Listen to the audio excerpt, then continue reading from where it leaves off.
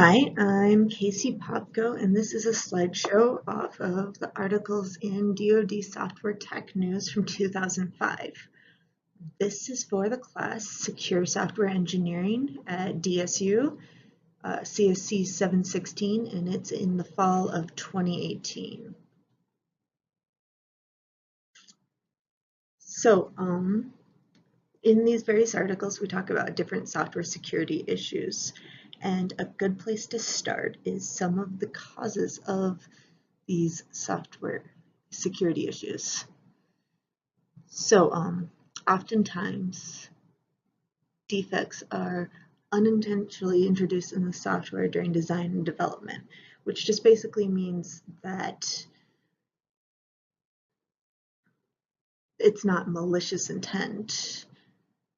In fact, a quote from one of the articles, the analysis also showed that most software vulnerabilities arise from common causes. The top 10 causes account for about 75% of all vulnerabilities. So these are all relatively known issues that have solutions. So it just requires generally more training into these issues. Also, there needs to be security policies set out. Management is needed to set up these secure policies. You can't just rely on each developer to have their own set. Developers can't know what security issues are at most risk for that particular software if the policies aren't set. A lack of communication can also be an important cause of these security issues, particularly with subcontracts. For example, one of the articles mostly focuses on the Department of Defense, and they have the primary department, and then they have their contractor, and that contractor is using subcontractors, and that subcontractor might use subcontractors, and the primary does not know at all what these subcontractors, some of which foreign, are doing, or what their security policies are. And we just need to be open about communication between all of these issues. In general, the contractors, if they're just choosing to deal with it however they see fit, they're just going to try to get done on time as quickly as possible under budget. They're not going to focus on the security issues and long-term reliability that we need to deal with. And that brings to the last point, is often people are focusing on schedule, cost, and performance and not thinking about those security issues, which in the long run can really harm the software reliability and maintainability. So how to deal with some of these software security issues? First, start testing early and often. You can see in the diagram here that to begin with, if you test just once and your test can remove 50% of the code, or 50% of the defective code, then you're only going to remove 50% of the defective code. However, if you do this at the beginning after an initial draft, you're going to remove some percentage of vulnerabilities. And then if you then do it again after design activities, you're going to remove another percentage, and again after implementation. And so then you can remove the highest percentage of defective software before production, which will be good. You also need to be using tests that make sense, like fuzz testing, and you need to understand the security issues that you are specifically focusing on. There's some different testing methods that were mentioned in the articles. So first off, there's team software process, and that has, once used properly, has a 0.06 defects per 1,000 lines of code, which is very good. And they have generally 6 points that they like to go through. They use common sense software engineering practices to avoid those common defects. Then manage defects throughout the developed life cycle. So you're constantly removing defects and noting what defects you removed. And then, that, which is the third point, control the process through measurement. So make sure to measure how many defects are getting removed, which is kind of similar to monitor the process, and then address defect prevention as well as removal, which you can do via education and policies for the developers, and then use predictive measures for remaining defects. So predict, whether those are going to be harmful and what's an acceptable level to release.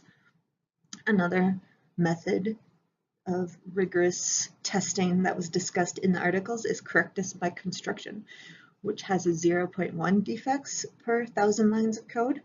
And they have two main points: make it difficult to introduce errors, make the process streamlined, and then remove any errors as soon as possible.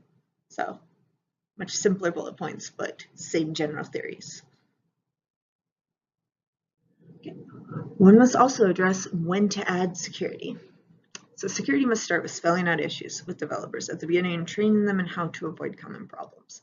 So it can't just be relied on the developers to know and understand. You need to train them in these different common problems, and then also discuss different policies from the beginning. How are we going to avoid X? Because I think our program is going to have an issue with that.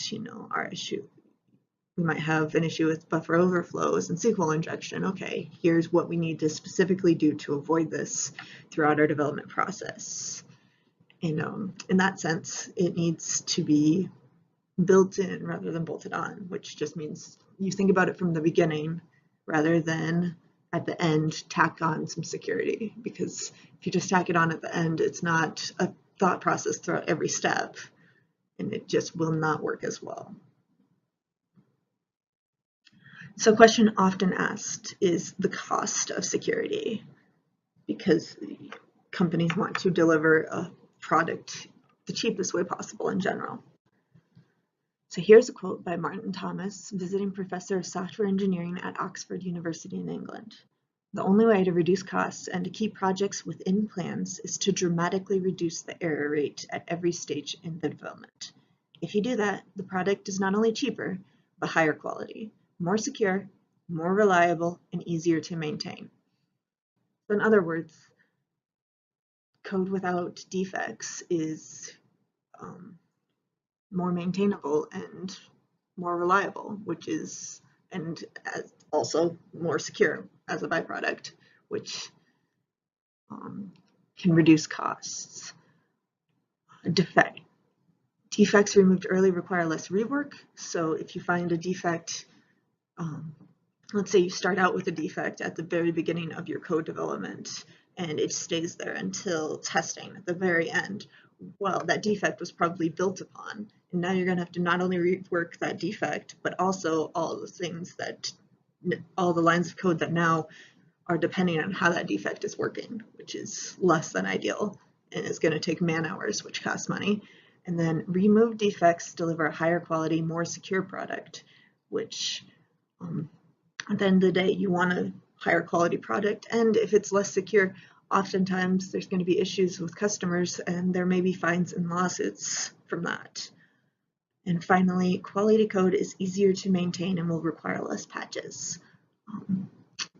From one of the articles, I have that large corporation patches cost close to $500,000, which is to release, which is a lot of money when considering that you could avoid all of those if you just write quality defect-free, well, low defect software to begin with.